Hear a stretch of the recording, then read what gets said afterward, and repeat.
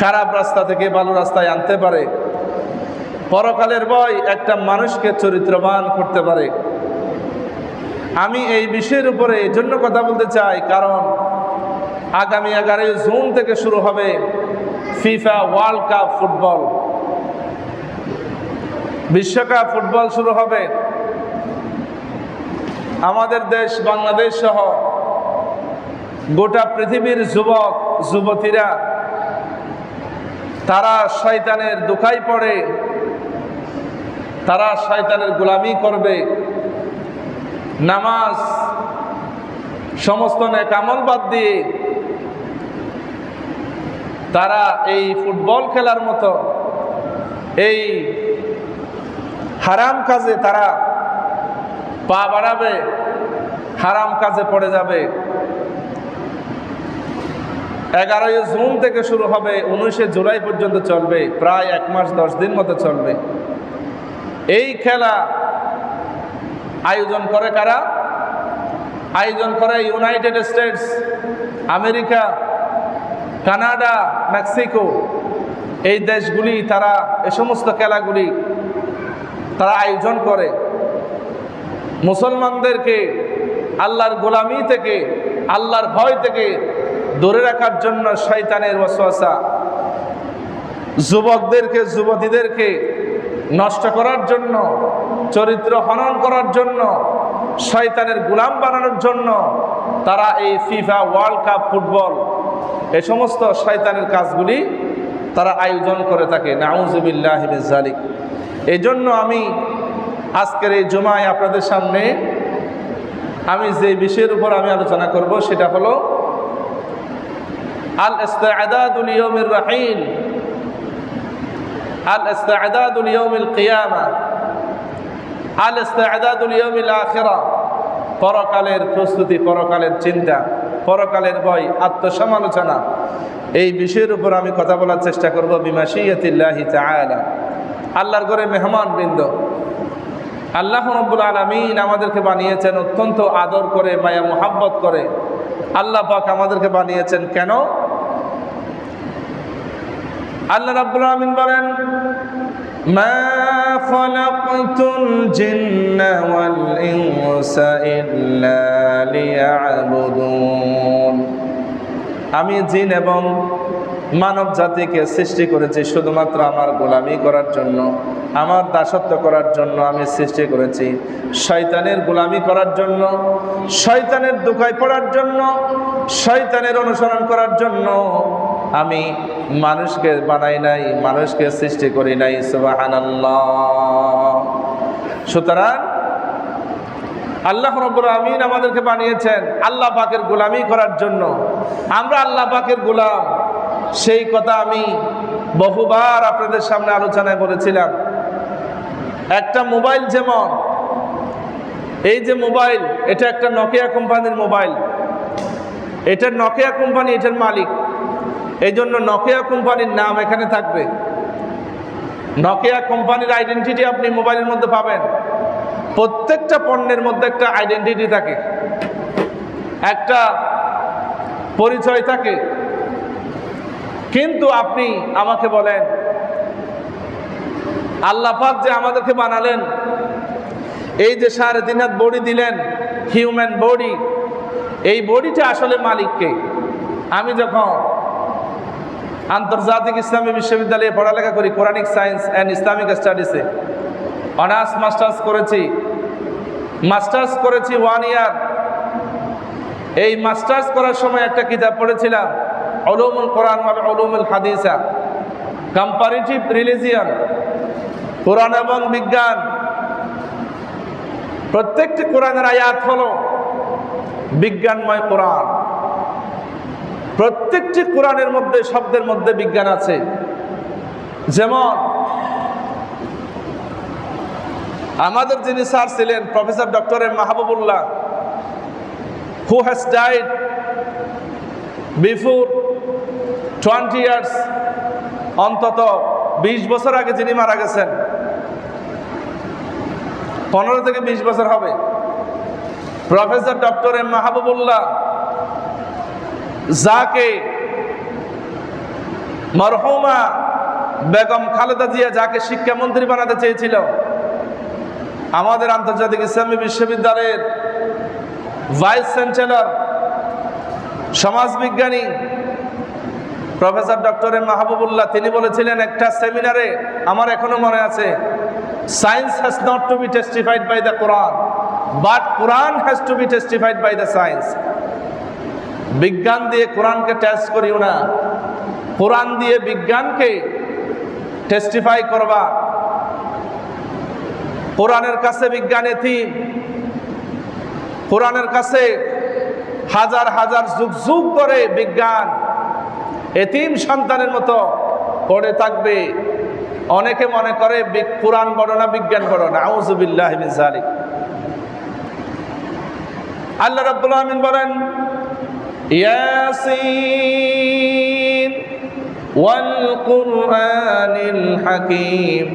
আল্লাহ পাক বলেছেন, শপথ করে বলেছেন ইয়াসিন ওয়াল কুরআনিল হাকীম, বিজ্ঞানময় কোরআনের শপথ করেছেন আল্লাহ পাক। আল্লাহ পাকের কথার সেই মহাসত্যকতার কারণে দুনিয়ার জমিনে আল্লাহ পাক বলেন এই কোরআন হলো বিজ্ঞানময় কোরআন, এই কোরআন থেকে সমস্ত বিজ্ঞান বের হয়েছে। সুতরাং এই কোরআন হলো বিজ্ঞানময় কোরআন, এই কোরআন থেকে বিজ্ঞান বের হয়েছে। এই মাকারানাতুল আদিয়ান, উলুমুল কোরআন ওয়াল উলুমুল হাদিসা, কোরআন এবং বিজ্ঞানময় একটা কিতাব আমরা পড়েছিলাম, তাফসীরের কিতাব। এই কিতাবের মধ্যে আমরা পেয়েছি প্রত্যেকটা পণ্যের যেমন আইডেন্টিটি থাকে, ঠিক তেমনি আমার আপনার বডির মধ্যে একটা, এই বডিটার মালিক যে আল্লাহ পাক, সেই পরিচয়টা আল্লাহ পাক আমাদের বডির মধ্যে দিয়ে দিয়েছেন। সুবহানাল্লাহ, সুবহানাল্লাহ। আল্লাহ রাব্বুল আমিন বলেন ওয়াফি আনফুসিকুম আফালা তুবসিরুন। আল্লাহ পাক কোরআনের মধ্যে বলেছেন ওয়াফি আনফুসিকুম, তোমাদের নিজেদের মধ্যে আমার পরিচয়, আমার আইডেন্টিটি আছে। আফালা তুবসিরুন, তোমরা কি চর্মচক্ষু দিয়ে সেটা দেখতে পাও না? সুবহানাল্লাহ। আল্লাহ বলেছেন আমাদের বডির ভিতরে আল্লাহ পাকের আইডেন্টিটি, পরিচয় আছে, আমরা কি দেখি না? আফালা তুবসিরুন, তোমরা কি দেখতে পাও না? এই আয়াতের তাফসীর পড়তে গিয়ে যখন আমরা বিশ্ববিদ্যালয়ে পড়েছি যে আমাদের হাতের মধ্যে 4টা আঙ্গুল, 5টা আঙ্গুল আছে, দুনিয়ার জমিনের কারো 6টা আঙ্গুল নাই, হয়তো 2-1 থাকতে পারে, তবে মেজরিটি শুড বি গ্রান্টেড। আল হুকমু আলাল আকসার, অধিকাংশ মানুষের উপরে যেটা হুকুম হবে সেটা। ম্যাক্সিমাম মানুষের আঙ্গুল হলো কয়টা? 5টা আঙ্গুল আছে। এই 5টা আঙ্গুলের মধ্যে ভালো করে খেয়াল করবেন, এই 5টা আঙ্গুলের মধ্যে প্রত্যেকটা মানুষের হাতে 5টা আঙ্গুল আছে। আল্লাহ পাকের সুন্দর সুন্দর নাম রয়েছে, এর মধ্যে আল্লাহ পাকের নামের মধ্যে সর্বশ্রেষ্ঠ নাম হলো আল্লাহ। আল্লাহ পাকের সর্বশ্রেষ্ঠ নাম কি বলেন? আল্লাহ। এই আল্লাহ শব্দের মধ্যে 4টা বর্ণ আছে, আলিফ লাম লাম হা। আলিফ লাম লাম হা, 4টা বর্ণ আছে আল্লাহ শব্দের মধ্যে। এই আল্লাহ শব্দের মধ্যে 4টা বর্ণ আর আপনার হাতের 5টা আঙ্গুলের সাথে যদি কম্পেয়ার করেন, যদি মুকারনা করেন, তুলনা করেন, তাহলে আল্লাহ শব্দের সাথে আমাদের 5টা আঙ্গুল একেবারে মিলে যাবে। সুবহানাল্লাহ, সুবহানাল্লাহ। যেমন দেখেন আলিফ, এটা হলো আলিফ, এটা লাম, এটা হলো লাম। আর আরবিতে হা লেখার জন্য এরকম 2টা আঙ্গুল লাগবেই। অর্থাৎ এই যে আমার 5টা আঙ্গুল, এই 5টা আঙ্গুল মানেই হলো আল্লাহ পাকের সর্বশ্রেষ্ঠ নাম আল্লাহ পাক আমার হাতে দিয়েছেন। অর্থাৎ এই বডিটার মালিক দুনিয়ার জমিনে কেউ নয়, এই বডিটার মালিক হলেন একজন, তিনি হলেন আমার আল্লাহ। সুবহানাল্লাহ। শুধু তাই নয়, আরো দেখেন আমাদের হাতের তালুর মধ্যে একটা সংখ্যা আছে। আমার ডান হাতের তালুতে একটা আছে 18, আরবিতে 18, বাংলায় না। আরবি হচ্ছে রসুলের ভাষা, আরবি হচ্ছে কোরআনের ভাষা, আরবি হচ্ছে কবরের ভাষা, আরবি হচ্ছে জান্নাতের ভাষা। সুবহানাল্লাহ, সুবহানাল্লাহ। এই ডান হাতের তালুতে 18 আছে, 18। এরপরে বাম হাতের তালুতে আছে আমার 81 আছে। এখানে দেখবেন আরবিতে প্রথমে 8, এরপরে 1। ইলিশ মাছের কাটার মতো এর মধ্যে কাটা আছে, লেস দেন গ্রেটার দেনের মতো। আমার হাতে প্রথমে 1, এরপরে 8, 18। বাম হাতের তালুতে আছে 81। 18 এবং 81 যদি যোগ করেন তাহলে কত হবে আপনারা বলেন? 99 আপনারা পাবেন। এবার আপনারা বলেন আল্লাহ পাকের গুণবাচক নাম কয়টি? আল্লাহ পাকের গুণবাচক নাম হলো 99টি। নবীজি বলছেন ইন্না লিল্লাহি 99 ইসমান ফামান আহসাহা দাখালাল জান্নাহ। নবীজি বলছেন আল্লাহ পাকের গুণবাচক নামগুলি, আল্লাহ পাকের সুন্দর সুন্দর নাম রয়েছে 99টি।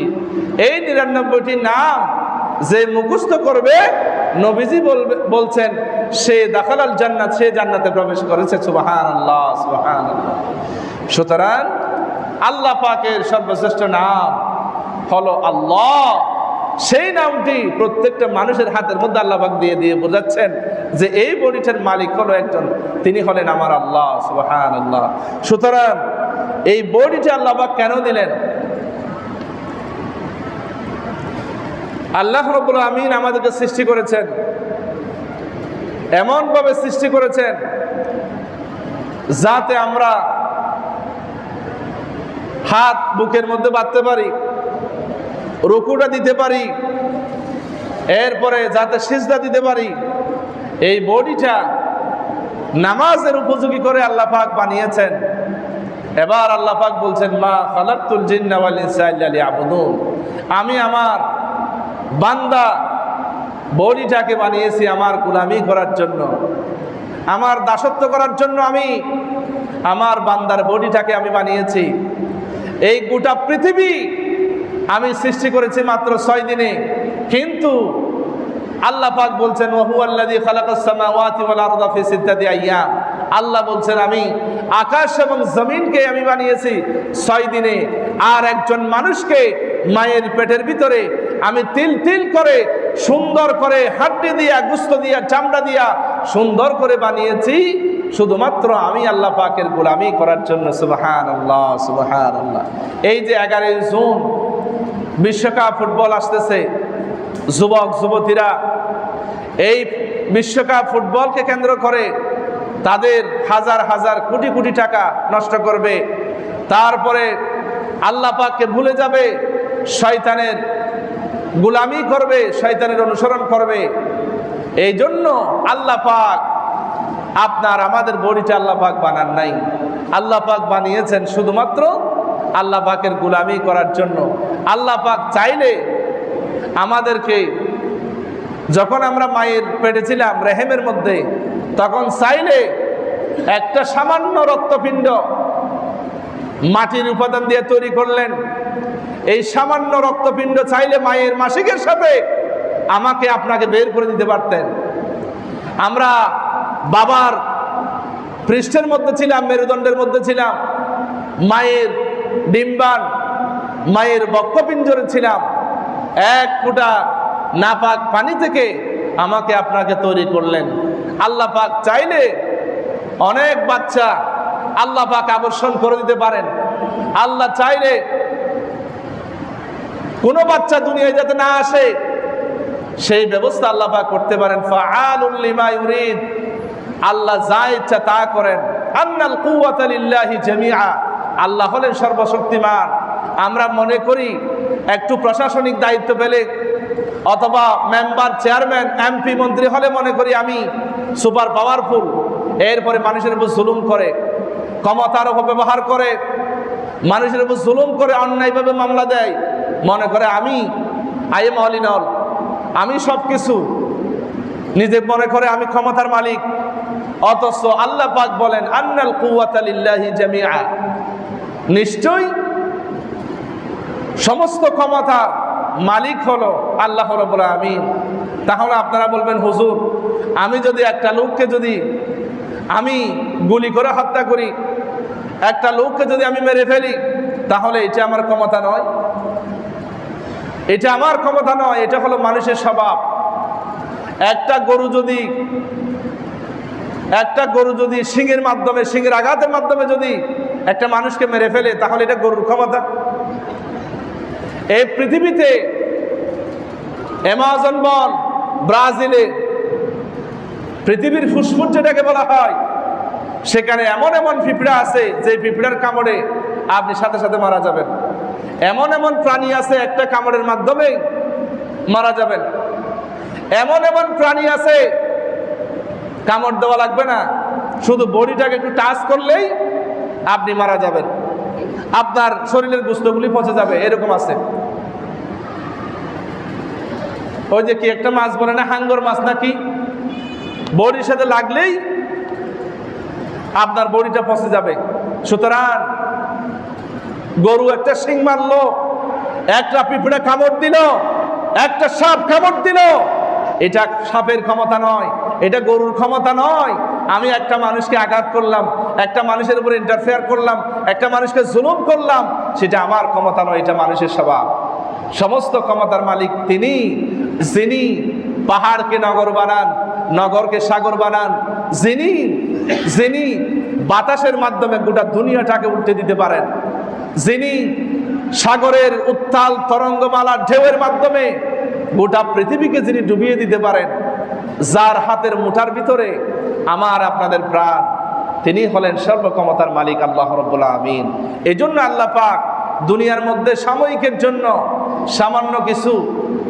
সামান্য কিছু পাওয়ার দিয়ে, শক্তি দিয়ে, ক্ষমতা দিয়ে, বল দিয়ে, দায়িত্ব দিয়ে আল্লাহ পাক চোখ দিয়া দেখেন, লিনানজুরাকুম কাইফা তা'মালুন, আমি আল্লাহ চোখ দিয়া দেখি কি আমল করো না করো। এজন্য আল্লাহর করে মেহমানবৃন্দ, আল্লাহ পাক আমাদেরকে মাটির উপাদান দেয়া তৈরি করলেন। মায়ের পেটের ভিতরে মাসিকের সাথে আল্লাহ পাক আমাদেরকে বের করে দেন নাই। আল্লাহ পাক আমাদেরকে ফেরেশতাদের মাধ্যমে তিল তিল করে, আস্তে আস্তে করে, সুন্দর করে বানিয়েছেন, চামড়া দিয়া, গোশত দিয়া সুন্দর করে বানিয়েছেন। সেই কথাগুলি সূরা মুমিনুনের মধ্যে আল্লাহ পাক সুন্দর করে কথাগুলো বলেছেন। আল্লাহ রাব্বুল আলামিন বলেন, وَلَقَدْ خَلَقْنَا الْإِنسَانَ مِنْ سُلَالَةٍ مِنْ طِينٍ ثُمَّ جَعَلْنَاهُ نُطْفَةً فِي قَرَارٍ مَكِينٍ ثم خلقنا النطفة علقة فخلقنا العلقة مضغة فخلقنا المضغة عظاما فكسونا العظام لحما ثم أنشأناه خلقا آخر فتبارك الله أحسن الخالقين। আল্লাহ বলেছেন, আমি তোমাদেরকে মাটির উপাদান দিয়ে তৈরি করলাম, এরপরে রক্তপিণ্ড, এরপরে মাংসপিণ্ড, এরপরে ফাকাসাউনাল ইযামা লাহমা, এরপরে মাংসপিণ্ডটাকে সুন্দর করে মায়ের পেটের ভিতরে আমি আল্লাহ বানিয়েছি, হাড্ডি দিয়া, গোশত দিয়া বানিয়েছি। আল্লাহ পাক বলেন, এত সুন্দর করে বানিয়েছি। আল্লাহ পাক বলেন, লাকাদ খালাকনাল ইনসানা ফি আহসানি তাকওয়িম। আল্লাহ বলেন, অবশ্যই আমি সবচেয়ে সুন্দর করে আমি মানুষকে বানিয়েছি। সুবহানাল্লাহ। সুতরাং আল্লাহ রাব্বুল আমিন মানুষদেরকে সুন্দর করে বানিয়েছেন। ফেরেশতা বডিটা যখন তৈরি করা শেষ হয়ে গেল মায়ের পেটের ভিতরে, তখন আল্লাহ পাক বলেন, ফানাফাখনা মির রূহিনা, আমি আল্লাহ নিজের হাতে মাথার ব্রেন, এরপরে রূহটা আমি আল্লাহ নিজের হাতে দিয়েছি। সুবহানাল্লাহ, সুবহানাল্লাহ। এই যে ছোট্ট বাচ্চার মাথার উপরে এই যে আপনারা হাত দেন, এই মাথার মধ্যে দেখবেন বাচ্চার মাথাটা নরম, এই নরম ছিদ্র দিয়ে আল্লাহ পাক ফানাফাখনা মির রূহিনা, আল্লাহ বলেছেন আমি আমার প্রত্যেকটা বান্দার রূহটা আমি আল্লাহ নিজের হাতে দিয়েছি। সুবহানাল্লাহ, সুবহানাল্লাহ। এই জন্য সম্মানিত হাজিরিন, আল্লাহর ঘরে মেহমান বৃন্দ, একজন মানুষ যখন দুনিয়াতে আসে, আসার পরে নিজের কাপড়টা নিজে পরতে পারে না। 150 টাকা 200 টাকা দামের কাপড় বাবা মা আত্মীয় স্বজন পড়াই দেয়। এরপরে যখন দুনিয়া থেকে বিদায় হয়ে যাবে, এরপরে কাফনের কাপড়টা নিজে পরতে পারে না। এই হলো আমাদের দুনিয়া, এই হলো আমাদের জীবন। ফাইন্না হালুদ দুনিয়া কাযালিক, this is the nature of life, this is the circle of life. এটাই হলো দুনিয়ার নিয়ম রীতি। এই জন্য সম্মানিত হাজিরিন, এই যে আমার আপনাদের নাম কত লম্বা, মেম্বার, চেয়ারম্যান, এমপি, মন্ত্রী, বিভিন্ন প্রশাসনিক নাম, যশ, খ্যাতি, উপাধি, ডাকনাম সব কিছু আছে, কিন্তু চোখ দুটা বন্ধ হওয়ার সাথে সাথে আপনাকে এই নামে আর কাউকে ডাকবে না। আপনার নাম হয়ে যাবে লাশ। বলা হবে লাশ, লাশ, লামানিফসিন, লামানিফসিন, লাশুন, লাশ এটা আরবি শব্দ। লাশ আইউন, যার কিছুই নাই। চোখ দুটা বন্ধ হলে আপনার আর কিছু নাই। ওই দিন আগামীকালকে আমার বড় আম্মা হানিফ সওদাগর সাহেবের স্ত্রী মারা গেল। এখন অনেকে বলতেছে নাকি স্বামী স্ত্রীকে দেখতে পারবে না। নাউযুবিল্লাহি মিন যালিক। স্বামী নাকি স্ত্রীকে মারা গেলে দেখতে পারবে না। কেন কেন দেখতে পারবে না? স্বামী বলে দেখতে পারবে না, এটা একটা কথা হইল?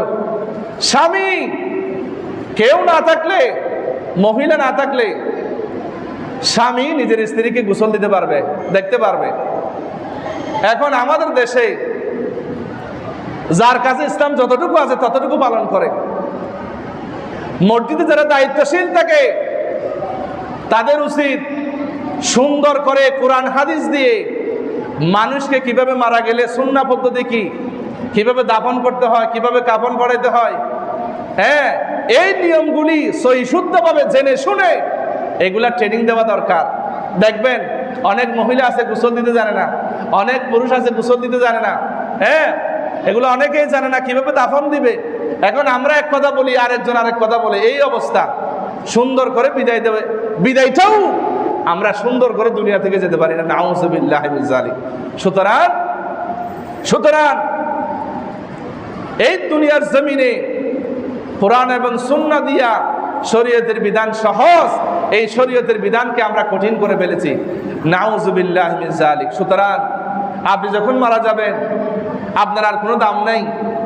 আপনার বডি থেকে ময়লা বের হবে, আপনাকে তাড়াতাড়ি কবর করে মাটির ভিতরে আপনাকে দাফন করা হবে।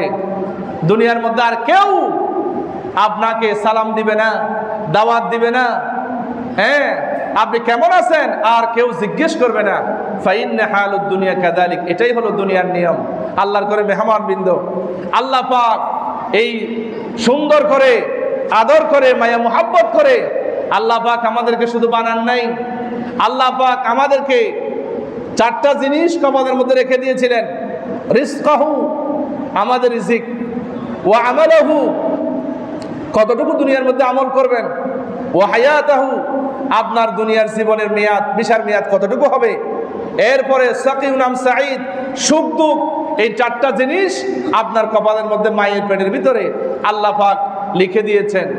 এরপরে আল্লাহ পাক এই দুনিয়ার জমিনে পাঠানোর পরে আল্লাহ পাক বলেন, আল্লাহ আমি তো মরা ছিলাম, মৃত্যু ছিলাম, এই মরা থেকে আমাকে কেন জীবিত করলা, আমাকে একটু শোনাই দাও।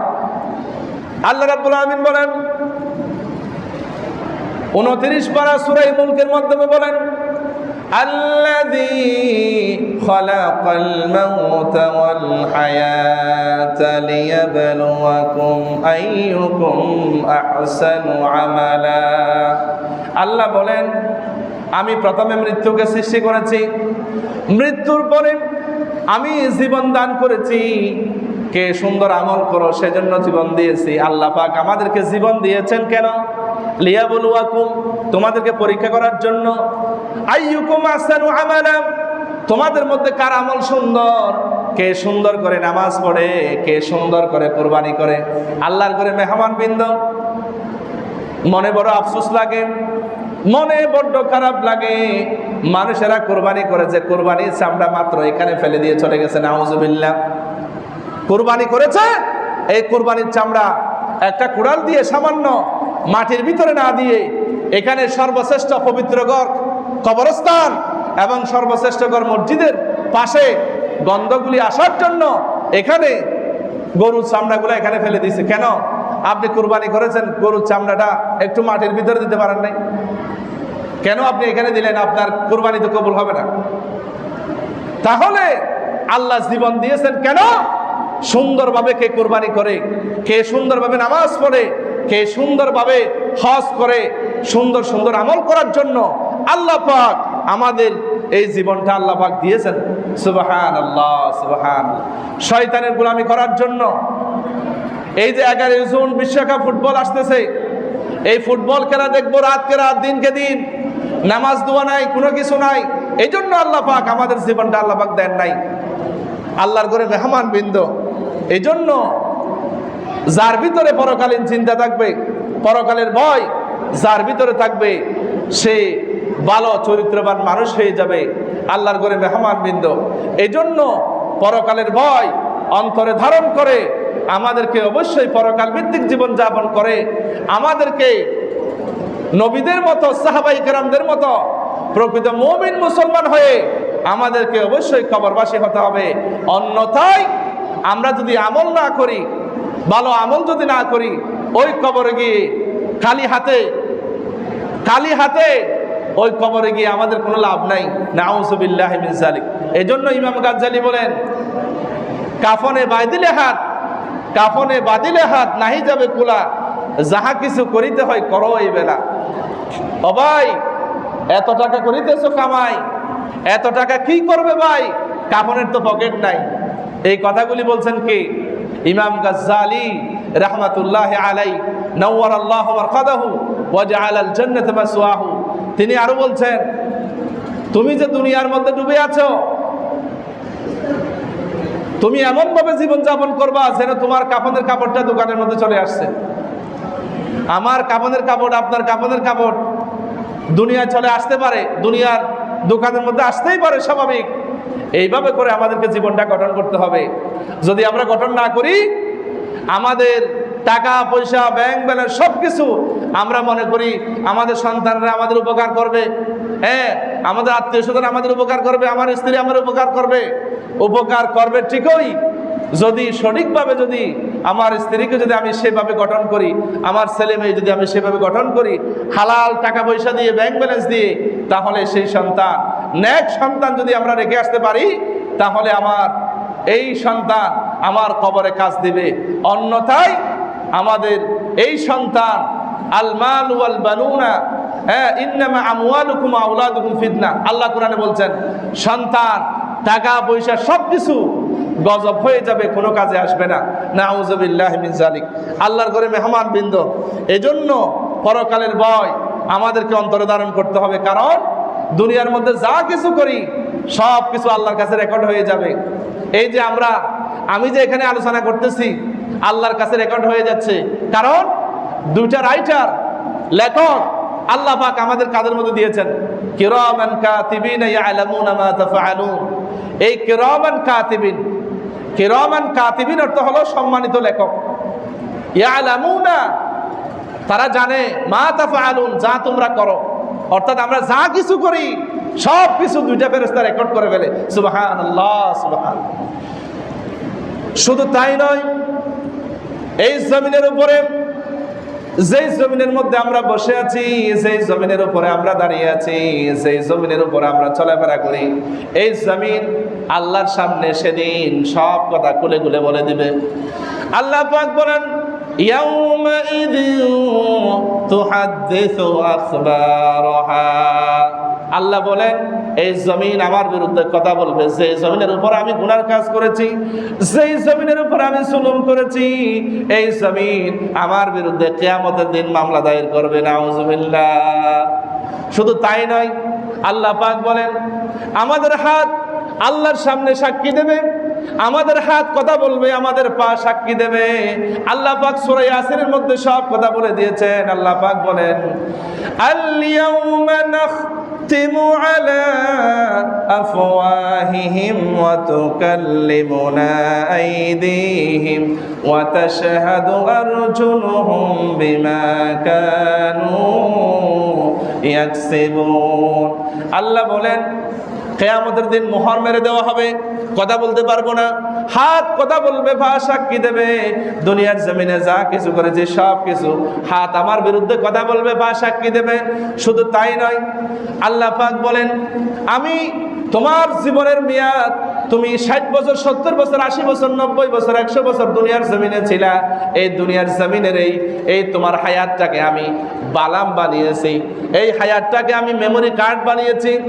আল্লাহ পাক বলেন ওয়া কুল্লু ইনসানিন আলজামনাহু তাইরাহু ফি উনুকি ওয়া নুখরিজু লাহু ইয়াওমাল কিয়ামাতি কিতাবান ইয়ালকাহু মানশুরা। আল্লাহ বলেন দুনিয়ার মধ্যে যা কিছু করো না কেন সব কিছু রেকর্ড করে মেমোরি কার্ডের মতো তোমার গলায় আমি ঝুলিয়ে দেব। সুবহানাল্লাহ। আল্লাহ বলেন শুধু তাই নয়, তোমার চোখ, তোমার কান, তোমার অন্তরের মনের কল্পনা সবকিছু তোমার বিরুদ্ধে সাক্ষী দেবে। আল্লাহ পাক বলেন ইন্নাস সামআ ওয়াল বাসারা ওয়াল ফুআদা কুল্লু উলাইকা কানা আনহু মাসউলা। আমাদের কান, আমাদের চোখ, আমাদের অন্তর শক্তি, অন্তরের কল্পনা সবকিছু আল্লাহর সামনে খুলে খুলে বলে দিবে। সুবহানাল্লাহ। শুধু তাই নয়, আমার গায়ের চামড়া পর্যন্ত, এই চামড়া পর্যন্ত আমার বিরুদ্ধে সাক্ষী দেবে। ক্বালু লিজুলুদিহিম লিমা শাহিদতুম আলাইনা। এই চামড়াকে আমি কিয়ামতের দিন বলবো, ও চামড়া, তোমাকে যত্ন করেছিলাম, তোমাকে হৃষ্টপুষ্ট রেখেছিলাম, কেন আমার বিরুদ্ধে সাক্ষী দিয়েছ? তখন আল্লাহ পাকের হুকুমে সাক্ষী দেবে। এই চামড়া পর্যন্ত আমার বিরুদ্ধে সেদিন কথা বলবে, মামলা দায়ের করবে। নাউযুবিল্লাহ। সুতরাং এটাই হলো দুনিয়ার নিয়ম। আমরা মনে করি আমরা পালিয়ে যাব। আল্লাহ বলেন ইয়া মাআশারাল জিন্নি ওয়াল ইনস ইন ইসতাতা'তুম আন তানফুযু মিন আকতারিস সামাওয়াতি ওয়াল আরদ ফানফুযু লা তানফুযুনা ইল্লা বিসুলতান। আল্লাহ বলেন আমার আকাশ আমার জমিন থেকে বেরিয়ে যা। আল্লাহ বলেন বেরিয়ে যাওয়ার কোনো রাস্তা নাই।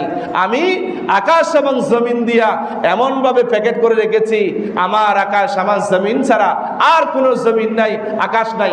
সুবহানাল্লাহ, সুবহানাল্লাহ। এজন্য সম্মানিত হাজিরিন, আল্লাহর ঘরে মেহমান বৃন্দ, এজন্য পরকালের ভয় দিয়া আমাদেরকে আমাদের জীবনটা গঠন করতে হবে। 11 জুন ওয়ার্ল্ড কাপ ফুটবল আসতেছে।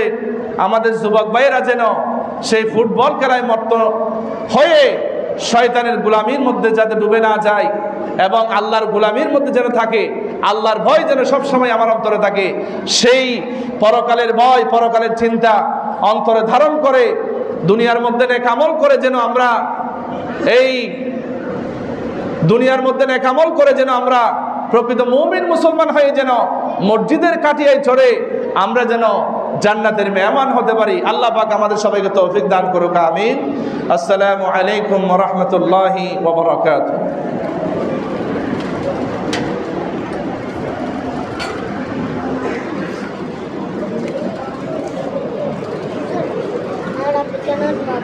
তোমার আপনার জন্য দোয়া করবো? আচ্ছা, ঠিক আছে।